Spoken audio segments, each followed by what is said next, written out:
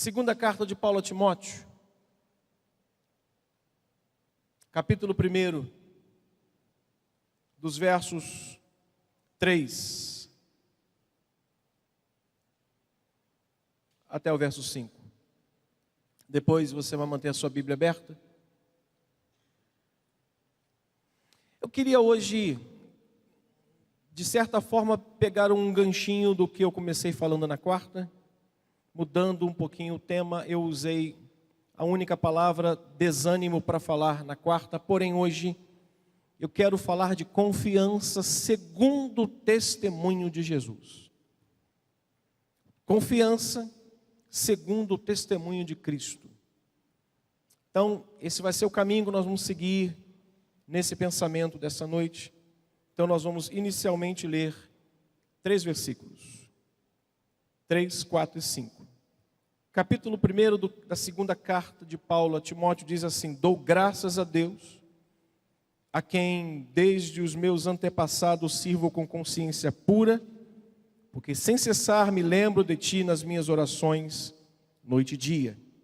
Lembrado das tuas lágrimas, estou ansioso por ver-te para que eu transborde de alegria, pela recordação que guardo de tua fé sem fingimento, a mesma que primeiramente habitou em tua avó Lóide, em tua mãe Eunice, e estou certo de que também habita em ti. Obrigado, Senhor, pela leitura da tua palavra. Abençoa-nos nesse pequeno momento de reflexão e que os nossos corações estejam, ó Deus, abertos, acessíveis àquilo que o Senhor quer nos ensinar, pois para isso estamos aqui, para isso que viemos aqui também, para sermos ensinados pela tua palavra, pelo poder do teu Espírito. Assim eu oro e peço isso em nome de Jesus. Amém. Ocupe seu lugar, por favor.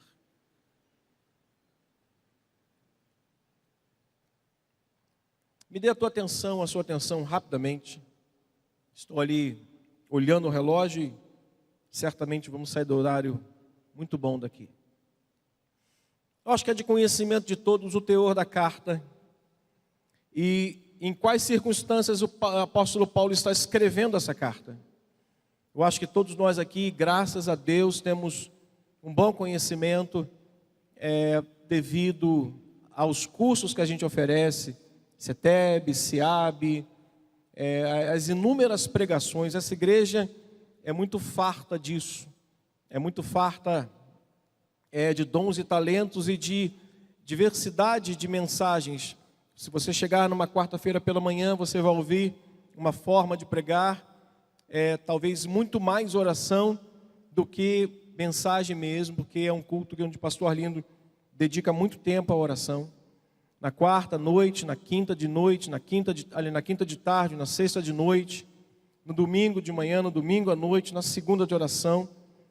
Então a gente tem, de certa forma, muitos motivos para nos alegrar pelo farto conhecimento que a gente tem da palavra de Deus, que vem através do púlpito. Então, não é surpresa a gente saber que Paulo está preso, e essa carta foi escrita a Timóteo no momento, um dos piores momentos da sua vida.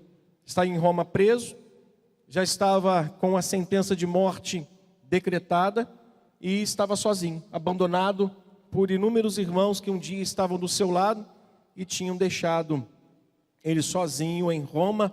Somente Lucas permaneceu com ele. O destaque então desse texto se dá pela confiança com que Paulo encarava a sua vida com Deus, a sua vida com Cristo, o seu ministério, mesmo diante dessa situação. Esse é o destaque maior que a gente pode encontrar nesse texto, a confiança do apóstolo Paulo e como ele encarava a sua comunhão, a sua vida, o seu ministério, a sua relação com Cristo. Paulo só tinha duas maneiras de entender a sua vida com Deus. Paulo só tinha duas formas de entender o seu andar com Deus: vivendo como ele viveu e morrendo para o mundo como ele morreu. É muito interessante quando a gente olha por esse ponto de vista, porque o modo como Paulo viveu foi morto para o mundo E o modo como Paulo iria morrer, ele iria viver para Deus. Diferente de algumas pessoas que no mundo elas estão vivas e para Deus elas estão mortas. Então o apóstolo Paulo nos dá logo aqui de início uma lição de que ele em vida estava morto para o mundo. E se ele morresse, ele permaneceria vivo com Deus para toda a eternidade. Então isso deixa de cara um grande ensinamento para nós. Pelo exemplo do apóstolo Paulo, que tem muita gente que hoje vive para o mundo, ou está viva para o mundo, está viva para esse tempo, mas está morta para a sua relação com Deus. Não vive uma relação viva com Deus, intensa com Deus.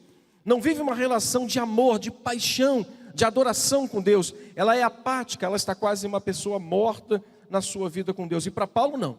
Para o apóstolo Paulo, a sua confiança é a base de tudo e a sua relação. A expectativa e a esperança de Paulo, irmãos, portanto, era que Cristo, de alguma forma, fosse engrandecido no seu corpo, quer ele morto, quer ele vivo, quer ele livre, quer ele preso. Paulo tinha a ideia, a expectativa, diga comigo, expectativa. Diga mais forte, expectativa. Porque esta palavrinha é que tem deixado muitas pessoas aquém daquilo que Deus tem para a sua vida. É aonde elas colocam as suas expectativas, onde elas põem as suas expectativas, e a maneira como elas colocam as suas expectativas, podem fazê-las se prostrar diante de algumas coisas que elas não vão ver acontecer na sua vida. Então a expectativa e a esperança de Paulo era que Cristo fosse de alguma forma engrandecido no seu corpo, quer ele solto, quer ele preso, quer ele vivo, quer ele morto. E é exatamente esse, irmãos, o cerne da vida cristã, saudável e produtiva. Esse é o cerne da vida cristã, uma vida produtiva e saudável, que é criar expectativas para uma vida de acordo, irmãos, com o modelo das Escrituras e com o testemunho e com a vida de Jesus.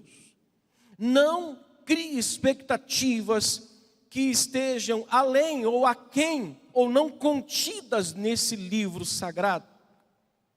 Não crie expectativas porque alguém te disse alguma coisa que não está baseado nas Escrituras Sagradas.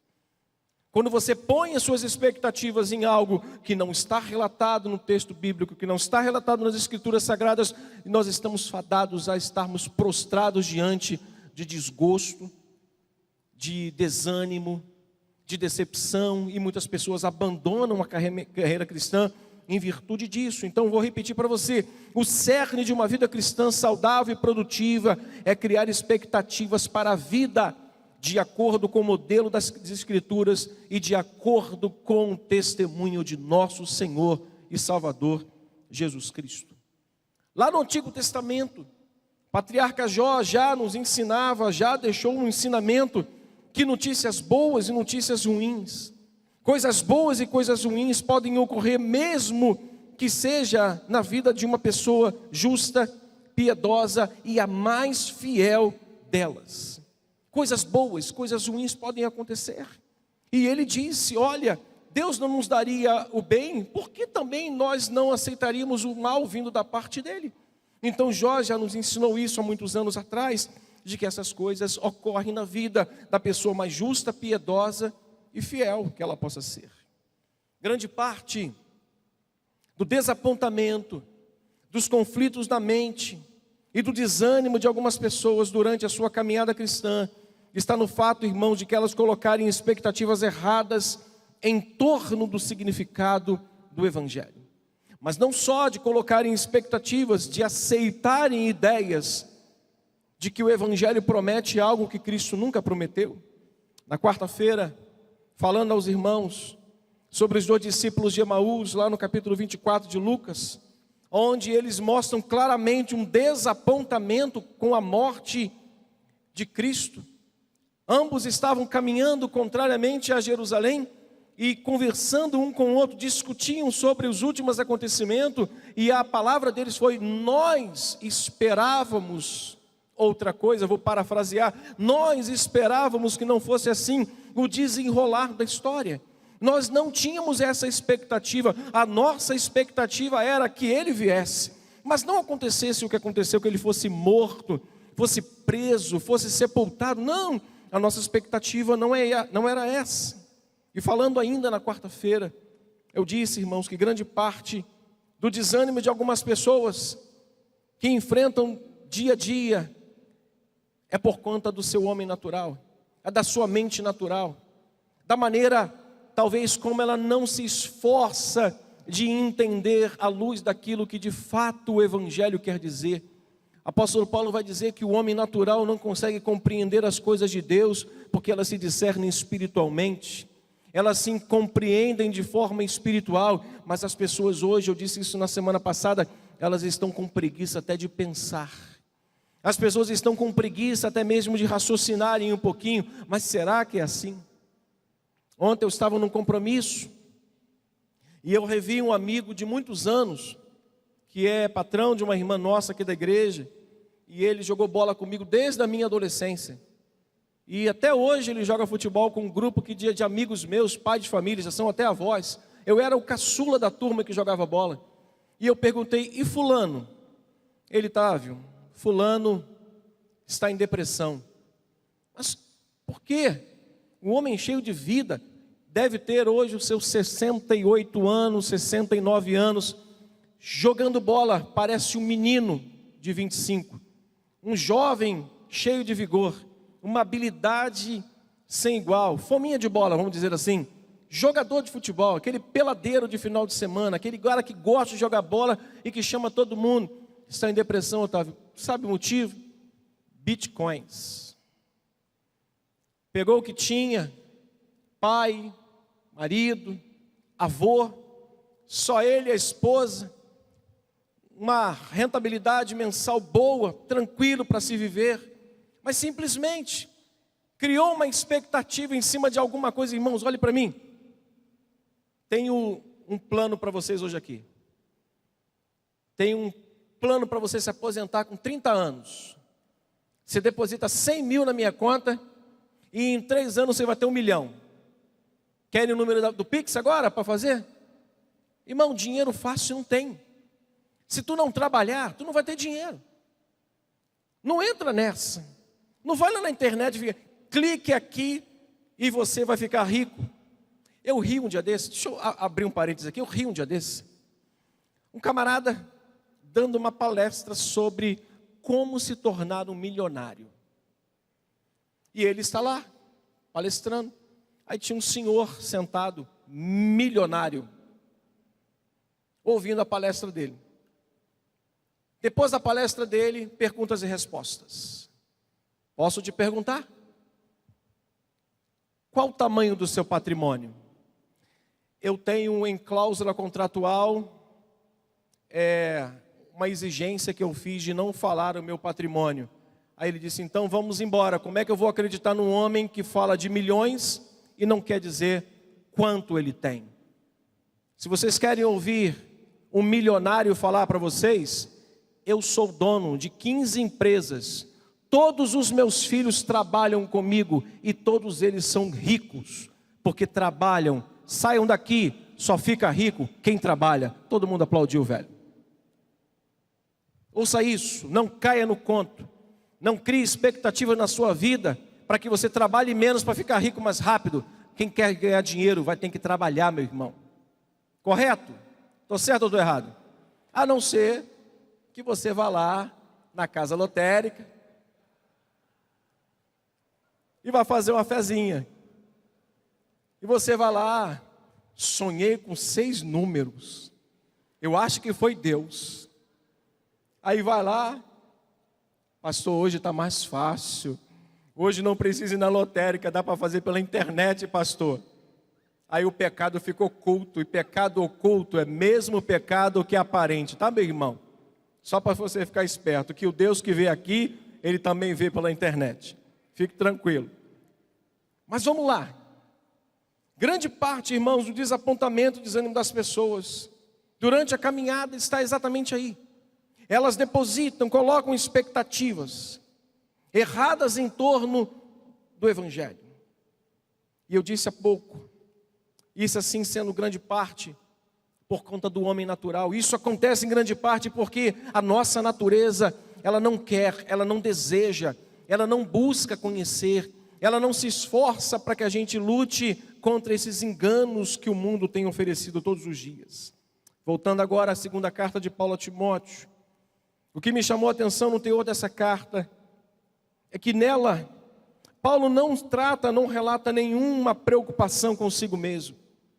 Paulo em nenhum momento fala da sua situação, fala do seu drama, fala da sua cadeia, fala da sua solidão, fala da certeza da sua morte. Em momento algum na carta você vai ver Paulo preocupado consigo, mas preocupado com 3 áreas da vida de Timóteo. Primeira área, ele se preocupa com a pessoa chamada Timóteo. Ele olha para Timóteo e diz: Timóteo, você é um homem, diga para alguém que está do seu lado, você é uma pessoa da fé. Diga para essa pessoa, olhe para mim, você é uma pessoa da fé. Nós somos da fé, irmãos. Zilmar, você é da fé, meu irmão. Pode, tudo está dando ruim amanhã lá no comércio, mas você é da fé. E quem é da fé, aguarda as coisas de Deus acontecerem. Quem é da fé, não se desespera. Quem é da fé, não fica pensando: meu Deus, me disseram isso que vai acontecer amanhã. Meu irmão, amanhã não existe. Viva hoje. Não fique velho antes, fique velho amanhã. Hoje não. Não crie rugas hoje, crie rugas amanhã. Deixa o amanhã para amanhã. Basta cada dia o seu próprio mal. E Timóteo está aqui, Paulo está aqui agora preocupado com Timóteo. Timóteo está lembrando a ele: eu me lembro das tuas lágrimas. Estou ansioso em ver-te, para que eu transborde de alegria pela recordação que eu tenho da tua fé. Paulo está preocupado com ele? Não. O apóstolo Paulo está preocupado com esse homem chamado Timóteo, assim como Deus se preocupa com cada um de nós.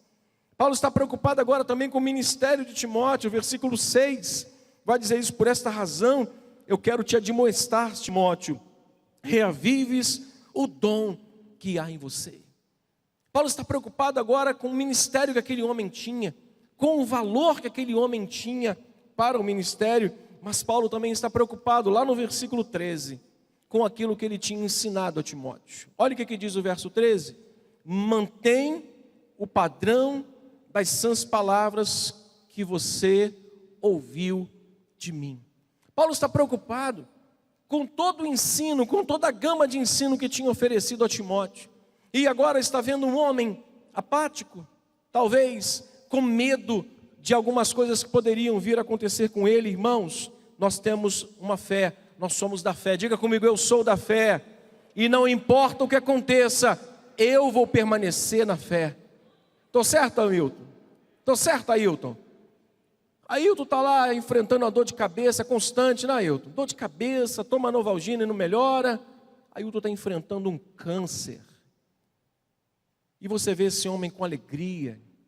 Você vê esse homem todo dia enviando uma mensagem: momentos de reflexão. Todos os dias chega lá no meu WhatsApp: momentos de reflexão. É assim que a gente tem que encarar, irmãos, criar expectativas certas.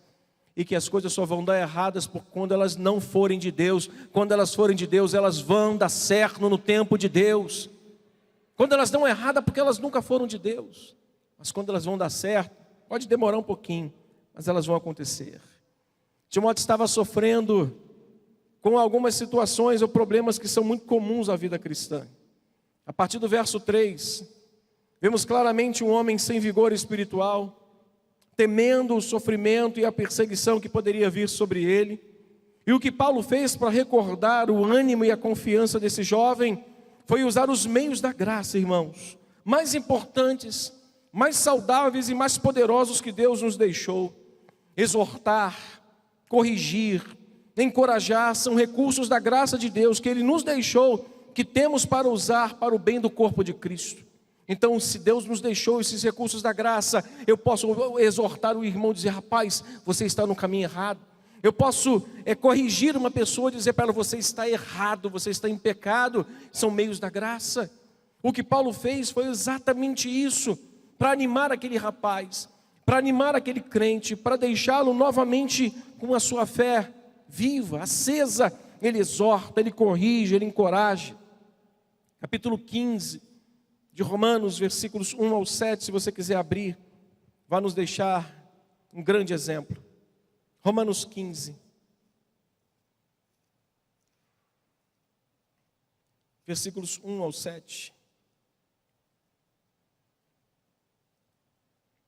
E eu convido a você a ler comigo.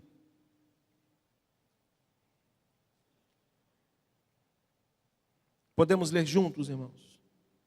Todos juntos. Pega uma Bíblia aí e leia comigo. Vamos juntos. Ora, nós que somos fortes, devemos suportar as debilidades dos fracos e não agradar-nos de nós mesmos. Portanto, cada um de nós agrade ao seu próximo, no qual ele é bom para edificação. Porque também Cristo não se agradou a si mesmo. Antes, como está escrito, as injúrias do que me ultrajavam, te ultrajavam, caíram sobre mim. Pois tudo quanto outrora foi escrito para o nosso ensino, a fim de que pela paciência e pela consolação das Escrituras tenhamos esperança. Ora, o Deus da paciência e da consolação vos conceda o mesmo sentir de uns para com os outros, segundo Cristo Jesus, para que concordemente, em uma voz, glorifiqueis ao Deus e Pai de nosso Senhor Jesus Cristo. Verso 7, forte. Portanto, acolhei-vos uns aos outros, como também Cristo nos acolheu para a glória de Deus. É o meio da graça que Deus nos deixou, para que a gente possa fortalecer o corpo de Cristo. Quando a gente olhar alguém e encorajá-lo, quando a gente ver um erro, a gente corrigir, quando a gente ver um insubmisso, a gente admoestar. 1 Tessalonicenses, vai à frente, capítulo 5, versículo 14. 1 Tessalonicenses 5, 14. Novamente eu peço a sua ajuda na leitura. Diz o que o texto? Exortamo-vos também, irmãos, a que o quê? A que admoesteis os insubmissos, consoleis os desanimados, ampareis os fracos e sejais longânimos para com todos. São meios da graça que Deus nos deixou. Como Paulo mesmo para Timóteo usou cada uma delas, de alguma forma querendo fazer com que aquele rapaz despertasse para aquilo que tinha maior no coração dele, que foi a fé que um dia ele aprendeu, irmãos. Por fim, o Espírito de Deus, irmãos, inspirou o apóstolo Paulo a mostrar 2 modelos de testemunho, capazes de encorajar não só a Timóteo, capazes de encorajar a cada crente que está aqui nessa noite e que está em casa. Primeiro modelo de testemunho que Deus, no seu Espírito, inspirou Paulo a mostrar a Timóteo, a inspirar Timóteo a olhar para a direção certa. O primeiro testemunho é o próprio testemunho de Paulo. Ele vai dizer lá no versículo 6, volte ao texto, por favor. Por essa razão te admoesto, que reavives o dom de Deus, Timóteo, que há em ti pela posição das minhas mãos. Porque Deus não tem dado o espírito de covardia, mas de poder, de amor e de moderação. Verso 8, ele disse: não te envergonhe, portanto, do testemunho de quem? De nosso Senhor, e nem do seu encarcerado. O testemunho que Paulo vai dar a Timóteo é o testemunho dele mesmo. É um testemunho de um homem que enfrentou inúmeras lutas e está naquele exato momento da carta enfrentando prisões, enfrentando cadeias. Ele escreve a carta aos Filipenses em cadeias, e a carta aos Filipenses é a carta chamada Carta da Alegria. Por que isso, pastor? Porque colocou a expectativa naquilo que era verdade, que é o Evangelho de Cristo. Ele colocou o coração dele na verdade em que ela não oscila, uma verdade que é sólida, que é uma verdade que a gente pode ancorar o nosso barquinho lá e dizer, pode vir a tempestade que vier, eu estou ancorado no Evangelho de Cristo, e se eu estou ancorado, pode vir os temporais que vierem, eu estarei seguro. Eu sou aquela casa que fui edificado na rocha, os ventos sopram, os mares vêm, os rios transbordam, mas a minha casa permanece inabalável. Vou sofrer? Sim, mas a minha casa permanecerá inabalável. Desde os passados, meus irmãos, desde lá dos antepassados, desde lá do Antigo Testamento, Deus sempre usou o testemunho de homens para encorajar os outros. Que dirá de Ezequias? Ezequias, quando soube que Senaqueribe, que o rei da Síria estava vindo contra Judá, o próprio Ezequias, movido pelo Espírito de Deus, conclama ao povo e transmite estas palavras ao povo: esforçai-vos e tende bom ânimo, não temais, nem vos espanteis por causa do rei da Síria, nem por causa de toda a multidão que está com ele, porque há um maior conosco do que com eles. Com ele está o braço de carne, mas conosco o Senhor nosso Deus, para nos ajudar, para guerrear as nossas guerras. E diz a palavra de Deus que o povo se consolou e descansou com as palavras do rei Ezequias. Deus, pelo Espírito Santo, inspirou Paulo a mostrar 2 testemunhos poderosos para aquele homem que estava abatido na sua fé. E o interessante, irmãos, que isso é um grande desafio para nós, pastores. Mas não só para nós, pastores, é um desafio para cada crente que está aqui. Nós somos, diga comigo, eu sou uma testemunha de fé e de coragem para o mundo que está desanimado. As pessoas estão olhando para nós. Paulo estava ali e Timóteo estava necessitado dele. Era aquele momento que o Espírito Santo inspira o apóstolo Paulo e vai dizer para ele: reavivas o dom que há em ti, meu irmão. Não deixe uma pessoa passar por você. Não receba uma notícia de que alguém está moribundo, cabisbaixo, ou prostrado na sua fé, sem que você não fale nada. Sem que você não abra a boca para dizer para ela alguma verdade, uma exortação, um encorajamento, um ensino, porque foi para isso que Deus nos chamou. Foi para isso que Deus nos separou, irmãos. Josué e Calebe, diante da frouxura daqueles homens, dizendo: olha, tudo que nós vimos é legal, bom, grande, é aquilo que Moisés disse, mas o povo que está lá é forte. Josué e Calebe fizeram o povo se calar, e dizendo: eia, subamos e possuamos aquela terra, porque se Deus prometeu, Ele há de cumprir a sua promessa. O nosso testemunho alimenta e fortalece a alma dos cansados. Paulo está dizendo para ele: olha para mim. Que ousadia, irmãos, que ousadia. Mas o segundo testemunho que o Espírito Santo inspira Paulo a mostrar a Timóteo, para encorajá-lo e para fazer com que ele vencesse o desânimo e a apatia do seu coração, foi o maior testemunho, o testemunho de Cristo. Esse, irmãos, é maior do que todos. Esse é o maior exemplo de perseverança e força. E eu finalizo dizendo, irmãos, em qualquer tempo e em qualquer época, onde houver um crente enfrentando desânimo, tem alguém enfrentando desânimo aqui hoje? Que tenha coragem de falar: pastor, eu sou igual Roberto Carlos, esse cara sou eu estou enfrentando desânimo. Tenha coragem de levantar a sua mão. Alguém tem aqui entre nós enfrentando um desânimo? Está enfrentando desânimo, meu irmão? Nós vamos orar no final por você.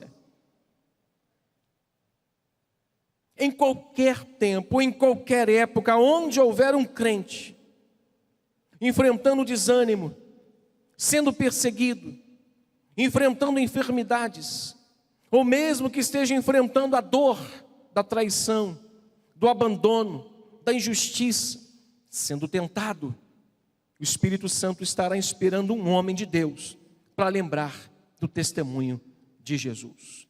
Esse é o maior testemunho. Se nós olharmos para o testemunho de Cristo, a nossa fé se renova nessa noite. Se nós olharmos para o testemunho de homens, de Deus, que nós temos nessa igreja, se nós olharmos para o testemunho da nossa liderança, se nós olharmos para o testemunho de um homem que enfrentou o Covid, quase esteve lá, como ele diz, lá no pé de São Judas, lá, São Pedro. Se a gente olhar para o testemunho desses homens e de Cristo, a nossa fé se renova, a nossa esperança se renova. Como foi importante, irmãos, o apóstolo Paulo lembrar a Timóteo que havia um testemunho maior e mais poderoso do que o dele. Como o apóstolo Paulo foi ousado, ao referir-se a ele mesmo como uma testemunha de perseverança. Ele diz: olha para o teu encarcerado. Que coragem, irmãos. Oxalá que Deus nessa noite levante homens ousados, para olhar para o desesperado, para o encarcerado, para o desanimado, e falar: olha para mim, rapaz. Que Deus nos levante com esta ousadia do apóstolo Paulo, e que nós tenhamos essa perseverança em meio ao caos que nós vivemos, e podemos dizer como o apóstolo Paulo: olha para o teu encarcerado, olha para o testemunho de Cristo, mas olha para mim também, porque eu venci. Eu estou às portas da morte, eu estou fechando as cortinas dessa vida, mas a minha fé vai permanecer nele até o fim dos meus dias. Como Paulo foi ousado ao referir-se a ele mesmo, como testemunha de perseverança e fé e grande coragem. Esse é o meu desejo, que o Espírito de Deus possa levantar crentes com esta ousadia nessa noite. Que Deus nos levante com esta ousadia. Mesmo que você esteja naquele dia mal, fraquinho, desanimado, tudo dando errado, alguém liga para você, pior do que você, como é que você vai falar? Estou igualzinho, meu irmão. Não, nós temos que ter a ousadia. O apóstolo Paulo, pedimos a unção do Espírito Santo, dizer: meu irmão, aqui está pior do que o teu lado, mas levanta a tua cabeça, porque Deus é contigo. Aqui a situação está pior do que a sua, mas o Senhor é contigo, meu irmão. O Senhor é conosco. Como seria importante nunca, irmãos, esquecermos de utilizar para nós mesmos e para os outros. Como seria importante nós usarmos esses exemplos para nós e para outros irmãos quando estivermos em qualquer aperto. O testemunho de nosso Senhor e Salvador Jesus Cristo. Use o testemunho dele, lembre do testemunho dele, fale para as pessoas: mas eu estou sendo traída. Diga: Jesus foi traído e permaneceu. Eu estou sendo tentado. Jesus foi tentado e permaneceu. Ele foi abandonado pelos seus melhores amigos. Eu estava essa semana estudando sobre a vida de José de Arimateia. José de Arimateia foi o discípulo oculto, discípulo secreto de Cristo. Mas há quem diga que ele era um péssimo crente. Eu digo para você que nós deveríamos imitar José de Arimateia. Porque enquanto os que seguiram a Cristo em vida, na sua morte se esconderam dele e das autoridades, ele, na morte de Cristo, foi a Pilatos e disse: dá meu corpo. Ele não fez nada em vida para que Jesus pudesse dizer: bom servo, fiel servo.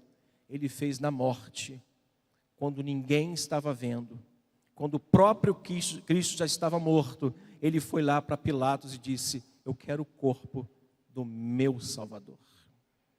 Aquele homem me mostra um exemplo de uma pessoa que talvez não se manifeste na igreja com uma fé, não coloque uma gravata, não pregue, não ensine, mas tem uma fé como a de José de Arimateia. Em qualquer situação, em qualquer momento, ou a qualquer momento, ela pode dizer: eu sou crente, e dar o bom testemunho do seu cristianismo. A maneira, irmãos, como Jesus enfrentou a tentação, a maneira como Jesus enfrentou as perseguições, os sofrimentos e as traições, e tantas outras coisas, são uma pequena amostra de como o Espírito Santo nos conduzirá em vitória, triunfo, força e energia espiritual, quando nós olharmos para o seu testemunho. Está fraco, está desanimado, está tudo dando errado, olha para o testemunho de Jesus. Está abatido de espírito, está na sua casa com tudo dando errado, olha para o testemunho de Cristo, porque Ele venceu. Diga comigo: eu vencerei também. A maneira como Ele enfrentou é uma amostra e um ensino para nós. Por isso que o tema dessa nossa reflexão hoje é: confiança segundo o testemunho de Cristo. Feche seus olhos, por gentileza. Convidar os músicos aqui. Curve sua cabeça.